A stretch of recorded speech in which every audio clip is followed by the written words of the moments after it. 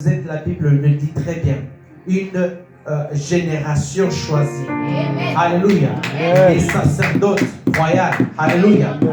C'est ce que vous êtes. Et je bénis Dieu de m'avoir donné encore cette opportunité de se tenir encore ici devant vous pour partager sa parole. Et j'aime toujours le faire et l'annoncer. Pour ceux qui ne connaissent pas, comme je l'ai dit la fois passée, servir Dieu, c'est une grâce, c'est une faveur, c'est une opportunité. C'est pas un droit, mais c'est quelque chose qui nous est donné en d'autres termes. Alléluia. Amen. C'est un privilège, en d'autres mots. Servir Dieu, c'est un privilège. Et on ne le prend pas à la légère, on remercie Dieu pour cela. Saint-Esprit, me voici, vous allez parler de ta part. Je ne suis qu'un serviteur. Je prie que tu puisses me parler aussi, moi qui veux parler. Parle à mon cœur. Parle à leur cœur. Paul a dit, après leur avoir prêché, moi-même, je me contiens, afin que Père éternel, ce qui est annoncé à eux, Père éternel, puisse aussi avoir de l'impact, Père éternel. Moi aussi, Papa, après avoir prêché à eux, Seigneur, je prie que aussi, moi aussi, tu me touches, que chacun de nous ici, c'est toi qui connais le cœur de chacun, Seigneur. Que nous soyons tout simplement des instruments et que tu sois le maître de chaque chose. Merci pour cette église qui m'a accueilli. Merci pour cette église qui a écouté la Bible. Tu m'as dit dans la parole que si nous venons et qui nous accueille, Père éternel, même si on nous accueille avec un couple d'eau simplement, nous recevrons la récompense de ce prophète, Seigneur. Ainsi, moi aussi, Papa, ils m'ont bien accueilli. Je prie qu'ils puissent recevoir le double, Papa. Qu'ils puissent recevoir ce dont tu as pourvu qu'ils reçoivent. Que tu puisses amener de gauche et de droite ceux qui vont encore plus les bénir. Et qu'eux aussi puissent être une bénédiction dans cette église, en dehors de cette église. Que nous, comme tu le dis, qu'ils commencent et continuent à être de la lumière, Seigneur. Je prie, Papa, que ce que tu as prévu pour cette année 2020, ça puisse s'accomplir à chacun d'eux, Seigneur. Une par une, Seigneur. Que Père éternel, les promotions que tu as promues cette année, que ça puisse se réaliser. Les mariages, que ça puisse se réaliser. Les enfants, qu'ils puissent avoir des enfants, ceux qui veulent. Que Père éternel, que ce que toi tu as prévu cette année soit faite. Comme Jésus a prié, que ta volonté soit faite, Seigneur, dans cette église. Que ta volonté soit faite dans cette église. Que ta volonté soit faite dans cette église. Que dans cette famille, ta volonté soit faite, Papa, comme elle est faite au ciel, Père éternel. Que tu donnes la sagesse aux jeunes. Que tu donnes non seulement encore la sagesse, mais aussi la richesse. Car tu dis à Salomon, puisque tu n'as pas demandé ça et ça, mais tu as demandé la sagesse, je te donne aussi la sagesse, plutôt la richesse et la gloire. Et je prie aussi, Père éternel, ainsi que cette gloire et cette richesse soient leur portion, Seigneur. Que la faveur, qu'ils ne courent pas derrière la faveur, mais que la faveur court derrière eux, Seigneur. Que la bénédiction court derrière eux, Seigneur. Oh, qu'ils soient la tête et non la queue. Qu'ils aillent de l'avant et non de l'arrière, Seigneur. Qu'ils soient au front devant Saint-Esprit. Oh oui, Saint-Esprit, qu'il puisse être brillant dans les études, dans le travail, partout, Seigneur, qu'il puisse aller, Papa. Que cette année puisse être une année de gloire, de bénédiction, une année de prospérité, Seigneur. Une année d'élévation. Oh oui, Père éternel, que cette année soit une année formidable, Père éternel. Que ce soit une année, Père éternel, ils vont apprendre et comprendre les plans que tu as pour chacun d'eux, Seigneur. Oh oui, Papa, comme l'apôtre Paul a crié, a prié, a dit que le Seigneur donne l'esprit de révélation et de understanding, ceux qui puissent comprendre, Père éternel, les choses cachées, les mystères de ce monde, Père éternel, les mystères de ta parole, Seigneur. Oui, Seigneur, Que tu augmentes encore plus la soif dans les cœurs des gens. La soif de te chercher, la soif d'avoir et de comprendre la parole de Dieu. Oui, papa, que tu augmentes, ta Bible me dit que tu soufflas sur les disciples, qu'ils puissent comprendre les choses cachées. Tu as soufflé et tu as dit recevez. Et c'est un super éternel, leur esprit s'est ouvert pour qu'ils puissent avoir la révélation. Ainsi, je prie, Père éternel, que tu puisses souffler sur chacun, Père éternel, par révélation, Père éternel, prophétiquement, qu'ils puissent souffrir, qu'ils puissent avoir cet esprit, Père éternel. Amen. De la Seigneur soit béni. La révélation de la parole de Dieu. Oh oui, Père éternel, qu'ils soient amoureux de la parole de Dieu. Oh Qu'ils Seigneur, soient des étudiants de la parole de Dieu. Non pas des animateurs, Père éternel, et des spectateurs, Père éternel. Mais papa, des étudiants et les disciples, comme la Bible dit, les disciples de Pérée, ils étudiaient la parole qui était parlée à eux. Ainsi de même, qu'ils soient les étudiants et les étudiantes de la parole de Dieu. C'est ainsi qu'ils vont et accomplir ce que tu les appelles. Et ainsi, comme tu dis, ils seront avoir du succès, Père éternel, comme tu le dis, tu as dit à ton serviteur Josué, que s'il méditait jour et nuit, ainsi il allait faire ce qui est écrit dans la parole, ainsi il aura du succès et prospérera dans tout ce qu'il entreprendra. Ainsi, papa, je prie que cette église, les jeunes de cette église, ainsi, Père éternel, ils puissent avoir cette soif qu'ils n'ont jamais eue. Amen, amen. Une soif sainte, une soif divine, une soif mystérieuse qui vient du Saint-Esprit. Que ce soit leur partage, Seigneur. Qu'il y ait un réveil, un vrai réveil, Père éternel. Qui leur réveille de prier, d'intercéder, de gêner, pour dire je ne sais pas pourquoi, mais j'ai une certaine soif que j'ai dans mon cœur. Alléluia. De chercher Dieu, je ne sais pas où ça vient, mais je sens que quand je lis, je suis sur Facebook, je sens dans mon esprit que je dois plus lire la Bible. Que cet esprit soit leur partage, Père éternel. Oh oui, Seigneur, je prie que ça soit leur partage, Père éternel, pour cette année de 2020, papa. Que ce soit, Père éternel, les femmes et les jeunes filles, les jeunes garçons qui s'élèvent, Père éternel, pour parler et représenter le royaume de Dieu, Seigneur.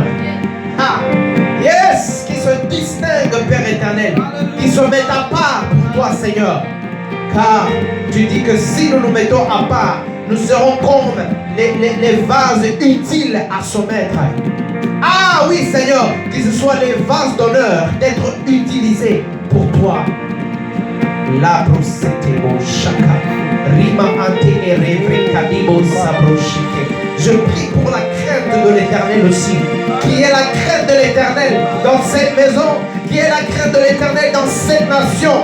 Qui est la crainte de l'Éternel. Aidez-moi à prier. Aidez-moi à prier. Je sens l'esprit de prière en moi. Il faut écouter ce que l'Esprit, quand il nous dirige dans cette atmosphère. Aidez-moi à prier. Nous allons prier pour l'atmosphère ou bien un esprit de crainte de l'Éternel. Alléluia. Quand nous avons l'esprit de crainte de l'Éternel, nous ne faisons pas ce que nous voulons. C'est que comme Joseph, il savait qu'il était quelque part, que personne ne le voyait. Mais à cause de l'esprit de crainte de l'Éternel, il ne pouvait pas faire cela. Il disait, je peux ne pas faire cela. Comment puis-je faire cela à mon Dieu? Alors prie aussi que Dieu nous donne l'esprit de crainte dans cette église, dans cette nation, dans cette cité Ottawa et Gatineau. Prie au nom puissant de Jésus. Père éternel, je prie. Nous te bénissons, nous te glorifions. Adieu notre Seigneur, notre roi. Nous te bénissons pour tout ce que tu as fait. Oh Seigneur, nous te demandons que ton Esprit Saint demeure au milieu de nous. Nous t'appelons, Seigneur, descends et agis au milieu de nous. Utilise-nous puissamment pour répandre l'évangile dans cette nation, pour répandre l'évangile au milieu de ce peuple, pour répandre l'évangile dans ce monde. Oh Seigneur, donne-nous la force de marcher selon ta volonté. Donne-nous la force de marcher selon ta lumière. Oh Seigneur des Seigneurs, donne-nous la crainte de Dieu. Fais ce que nous puissions avoir. Oui, Seigneur. Merci pour cela. vas nous parler encore davantage. Au nom de Jésus. Alléluia. Amen. Il y a l'Esprit de Dieu. Je sens la présence de Dieu. Je sens la présence de Dieu.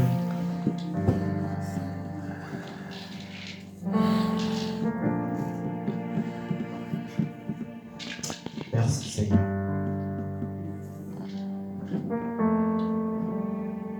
Je vous salue encore au nom de Jésus. Alléluia. Amen. Le temps est déjà passé. Nous allons directement aller dans la parole.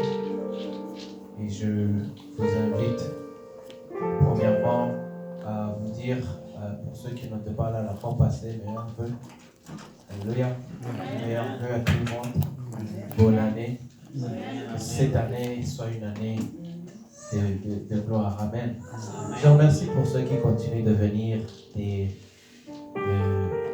d'être parmi nous. Maintenant, je sens que je ne suis plus un invité. Amen. Je me sens vraiment comme aussi un ami de la famille, de cette famille. Je ne sens pas comme un invité. Amen. Amen. Alors, je remercie Dieu encore une fois pour le pasteur de nous donner cette opportunité de se tenir devant et le leadership de cette église aussi, de se tenir devant. Alléluia. Amen. La fois passée, j'ai dû parler, d'ailleurs, les 5 dernières semaines, ça c'est ma 5e dernière semaine, je pense, ou je pense plus ou moins clôturée. Mais avant de clôturer, j'aimerais quand même donner ce que j'ai remarqué pendant que j'étais ici au milieu de vous. C'est que le Seigneur m'a, non seulement le Seigneur m'a mis à cœur, mais quand même ce que j'ai remarqué. Vous avez la soif de Dieu. Amen. Amen. Vous êtes une église ou bien surtout la jeunesse. Quand tu vois une certaine jeunesse qui vient 2, 3, 4 fois régulièrement, c'est très bon signe. Et surtout quand on parle des enseignements, pas vraiment quelque chose. Vous savez, si on disait il va y avoir des prophéties, des prophètes, tu n'as pas besoin de faire l'annonce. Alléluia. Pourquoi les gens ils veulent ça? Alléluia. Et je ne suis pas contre ça. Mais le problème c'est que ça devient la priorité ou bien le primaire. Et la parole n'a plus de sens. Prends Dieu comme assurance vie. Hein? Il prend Dieu comme assurance vie. Oui, c'est ça. Donc c'est pour cette raison que je recommande fortement, ou bien je reconnais, ou bien j'encourage cette jeunesse de continuer à supporter les initiatives, les activités de cette église et aussi bien sûr la vision de cette maison de l'homme de Dieu. Amen. Amen. Amen. Dans n'importe quel... Il faut comprendre comment Dieu fonctionne. Dieu ne fonctionne pas dans le désordre. Alléluia. Amen. Une des choses qu'on voit surtout dans le corps de l'église, c'est un désordre. Ça ne veut pas dire que les gens n'aiment pas Dieu, ils aiment Dieu. Mais il y a un désordre dans le service, en aimant Dieu.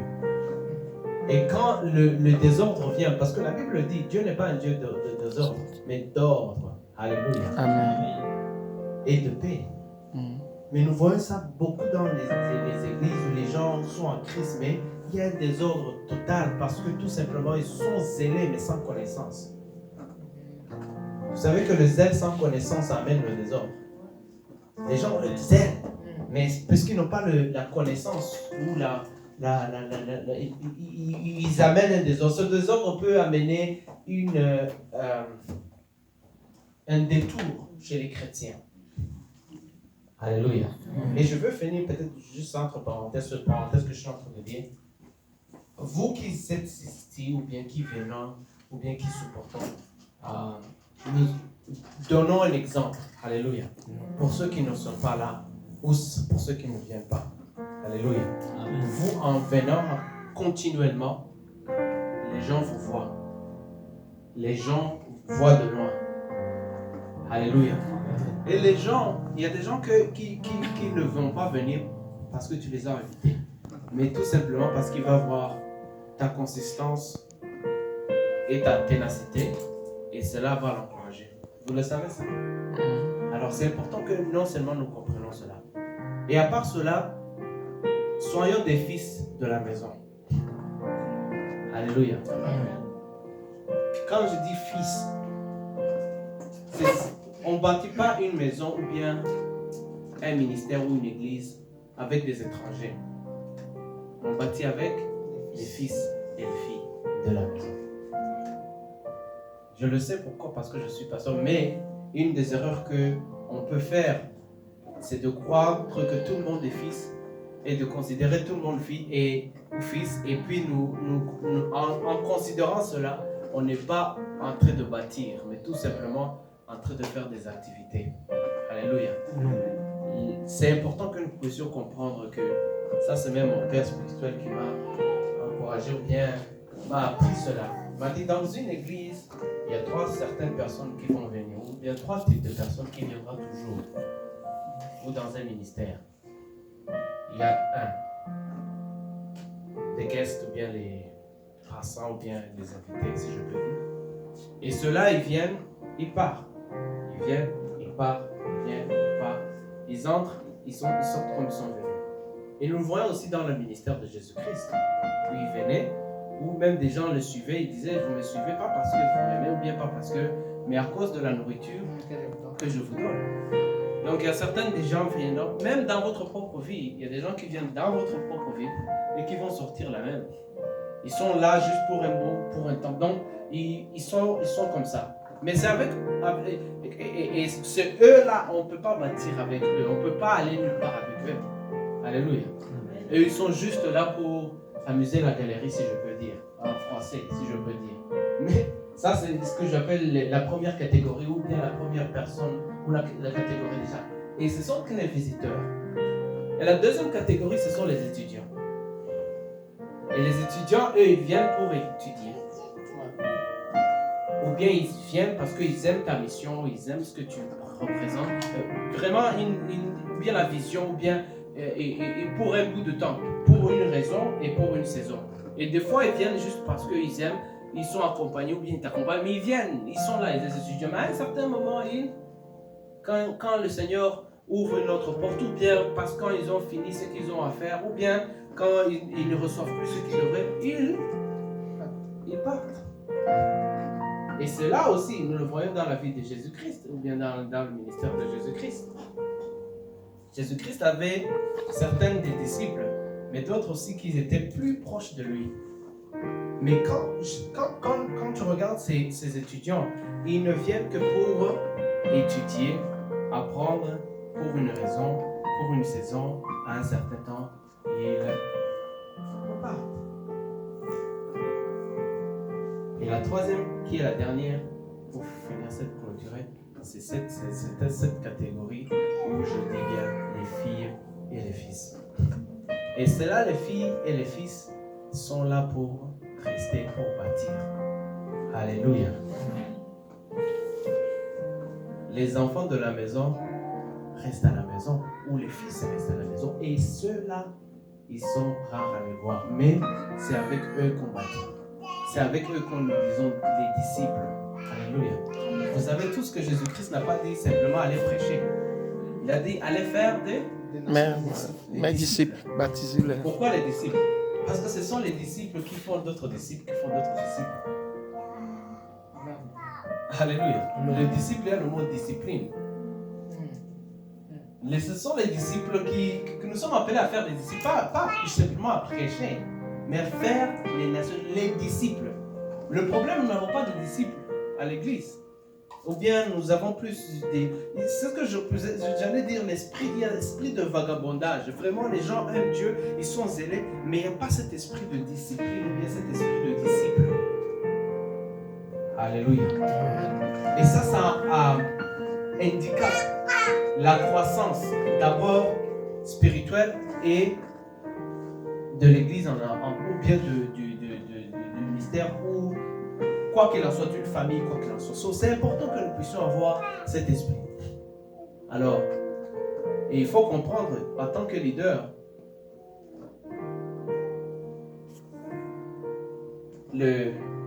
quand un invité il vient, mon père spirituel m'a dit, quand un invité vient, tu lui donneras toujours ta main.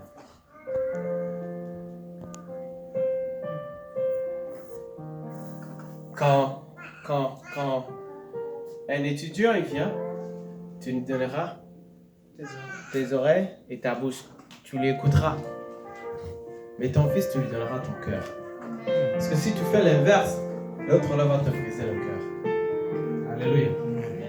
C'est important, mais je disais le mentionner, ou je voulais le mentionner ceci juste pour que nous puissions comprendre que c'est important d'être les disciples, les enfants de la maison. Amen. Amen.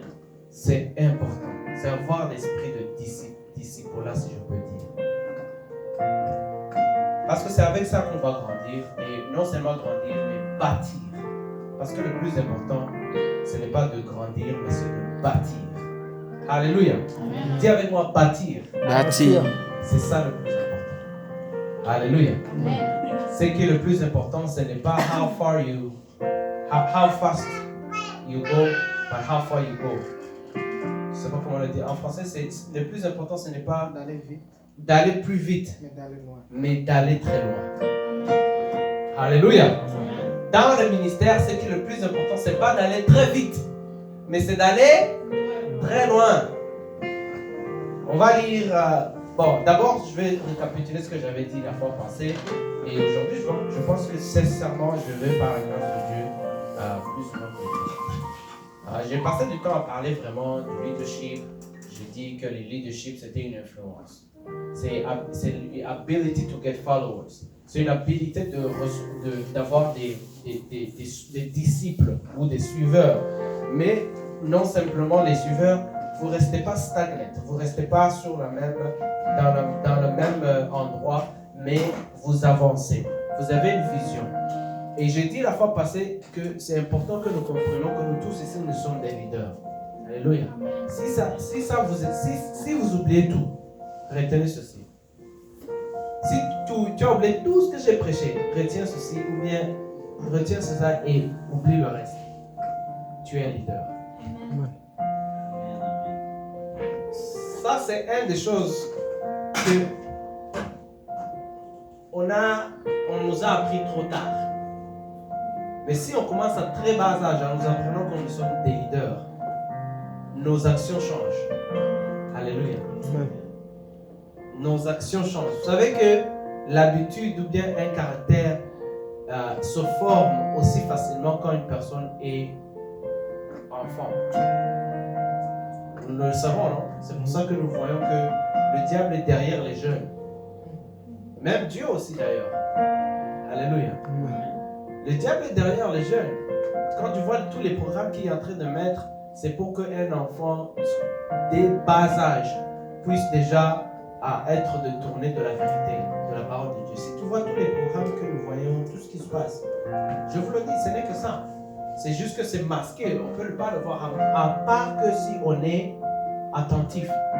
Mais si tu regardes très bien, les programmes, tout ce qui se passe, c'est vraiment un certain pour que les enfants se déviennent. Et nous devons bien sûr prier pour eux. Mais à part cela, mais nous comprenons aussi que c'est le même principe. Si nous enseignons à nos enfants que les enfants sont des leaders, nous allons voir un changement. Alléluia. Parce qu'un enfant, il grandira en sachant que c'est un leader. L'enfant grandira et quand il sait dans sa tête que c'est un leader, tu n'as même pas à lui dire. C'est dans son inconscience. Alléluia. Amen. J'allais aller en profondeur, mais c'est bon. C'est le plus important. J'ai dit aussi que, c'est pour ça que je disais tout à l'heure que le leadership et se développe, mais il n'est pas, it is developed, not discovered. C'est vraiment en nous, c'est juste que nous devons le découvrir. C'est pour ça que Dieu dit, vous êtes la tête et non la queue. Est-ce qu'il dit ça à une certaine personne? Non, c'est à nous tous. Alléluia. Amen. Vous serez les premiers et non les. Mais ça parle des leaders. Alléluia. Amen. Nous sommes la lumière et non les ténèbres. Donc nous sommes, nous les leaders. Si nous comprenons cela, nous allons avoir, ou bien avoir une différence sur notre vie. La pensée doit être changée. Alléluia. Certaines des choses qui doivent être changées, c'est pas parce que nous avons tout simplement appris, mais c'est quand, ou bien nous voyons le changement, voilà le bon mot, comment je pouvais le dire. Nous voyons un changement quand le subconscient a été changé. C'est là où la Bible dit, soyez transformés par le renouvellement de l'intelligence. C'est quand maintenant, ce n'est plus là, mais c'est là. Alléluia. Aujourd'hui, si je te demande 1 plus 1, tu ne vas pas calculer. Si je dis 10 plus 10, tu ne vas pas calculer. Mais il y a un temps où tu calculais. Quand tu es enfant, tu sais pourquoi? Parce que c'est aller dans le subconscient. Tu peux dire A, B, C, D, E, F, G. Normalement. Avant, quand j'étais petit, je disais, j'essayais de vous. Tu sais pourquoi? Parce que ce n'était pas dans les consciences. C'est là maintenant où, quand ça va dans les consciences, c'est là où ça a des effets. Quand on t'apprenait à conduire, des fois, tu avais de la misère. Maintenant, tu peux même conduire et toucher sur le téléphone ou bien toucher sur, mais ne le faites pas. Ou bien tu peux toucher sur quoi que ce soit. Pourquoi tu as le contrôle? Donc, c'est-à-dire qu'à un certain temps, le subconscient prend le contrôle. Vous voyez? C'est maintenant le changement prend quand, si je te demande est-ce que tu es un garçon ou une fille, tu ne vas pas aller chercher, dire attends, je reviens, je vais checker. Non, tu le sais. Pourquoi? Parce que dans ton corps, c'est naturel. Alléluia. C'est ainsi de même. Pour que nous voyons un changement dans notre système ou bien dans notre vie spirituelle, il faut que la transformation se fasse au niveau de l'inconscient. C'est pour ça que la Bible dit soyez transformés par le renouvellement. Ce n'est pas par apprendre ici, mais c'est au-delà de ce, au-delà. Alléluia. C'est, si je peux dire, reprogrammer la mentalité. C'est vrai que notre mentalité, c'est comme l'ordinateur. C'est que tu lui programmes, c'est ce qu'il donne. Hein? Si tu prends la vérité, comment dire? C'est quoi le contraire de la vérité? Le mensonge. Si tu prends le mensonge, ce n'est même pas en train je ne vends pas ça, ça c'est statistique. C'est statistique. Si tu prends le mensonge et que every day you keep repeating que c'est la vérité, tu vas comprendre à un certain temps le mensonge, ça va changer dans ton intelligence comme une certaine réalité ou même vérité. Pourquoi? Parce que notre subconscient, c'est comme l'ordinateur. Ce que tu lui donnes, c'est ce qu'il reçoit. Et c'est ce qu'il donne. Ainsi de même, quand nous lui donnons la parole de Dieu, nous sommes en train de lui dire, je ne suis pas n'importe qui, je suis un leader. Amen. Alléluia. Nous devons programmer notre subconscient que nous sommes des leaders. Amen. Et quand notre subconscient est programmé ainsi, tout ce qu'on va faire, ça va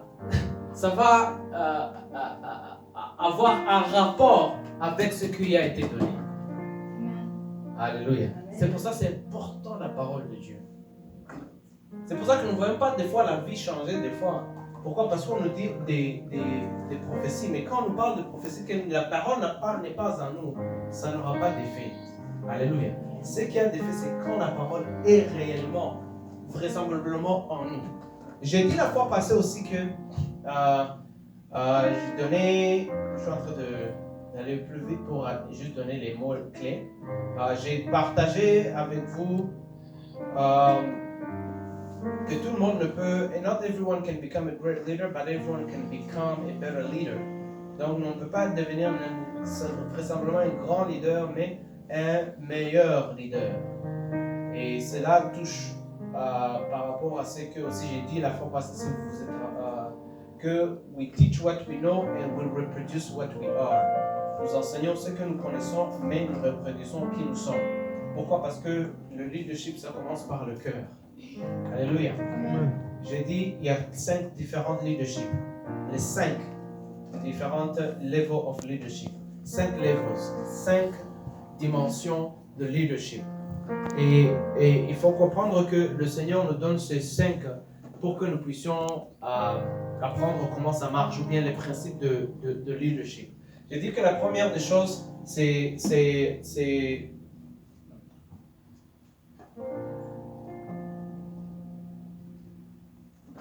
la première, c'est la position, ou bien la position. Et cette position nous donne l'opportunité de tout simplement à l'idée, à être devant, ou bien à influencer. Mais c'est vraiment une entrée principale. C'est vraiment une entrée principale. Ce n'est pas vraiment le vrai sens du leadership. C'est comme j'ai dit que... vous allez m'excuser, je suis en train d'aller très vite. Hein? Parce que ceux qui étaient là, quand même, ils ont eu comprendre. Je ne vais pas aller pas par pas, plutôt passer trop de temps dessus, mais je vais aller très vite. J'ai dit la fois passée que le point d'entrée, c'est le fait que tu es dans une position. Aujourd'hui, je vais te donner comme exemple, si tu le veux. Le nom encore? Blaise. Donc, vous voyez, Blaise aujourd'hui, il travaille dans une compagnie et en tant que customer service, disons, service à la clientèle, et nous avons besoin d'un leader. Alors, en tant que moi, son chef d'équipe, peut-être, je suis en train de... J'aime utiliser aussi l'exemple en dehors de l'église. Pourquoi c'est important? Parce que il faut comprendre que 90% nous le faisons dehors. Amen. Et nous sommes instruits pour aller dehors. Ici, c'est le bootcamp. On ne doit pas pratiquer ça ici. On peut et on doit. Mais c'est vraiment... On ne passe pas beaucoup de temps ici. OK? So, on me dit, écoute, nous avons besoin d'un chef d'équipe. Est-ce que tu es disponible? Mais si maintenant aussi une personne t'a choisi, c'est qu'il a vu quelque chose en toi. Alléluia. On ne peut pas juste te choisir parce que, soit, on peut te choisir peut-être soit qu'il n'y a personne, mais même s'il n'y a vraiment personne, c'est qu'il y a quelque chose. Pourquoi toi alors? Je ne sais pas si vous me comprenez. Hein? Si on t'a choisi, c'est que tu as quelque chose. C'est que tu es soit ponctuel, peut-être vous êtes à 10, mais pourquoi on est venu à toi? C'est qu'il y a quelque chose. Alors, donc, dans notre vie de tout le temps, il faut être ponctuel, une personne qui donne l'initiative, et tout. Mais on est venu te dire, ok, aujourd'hui,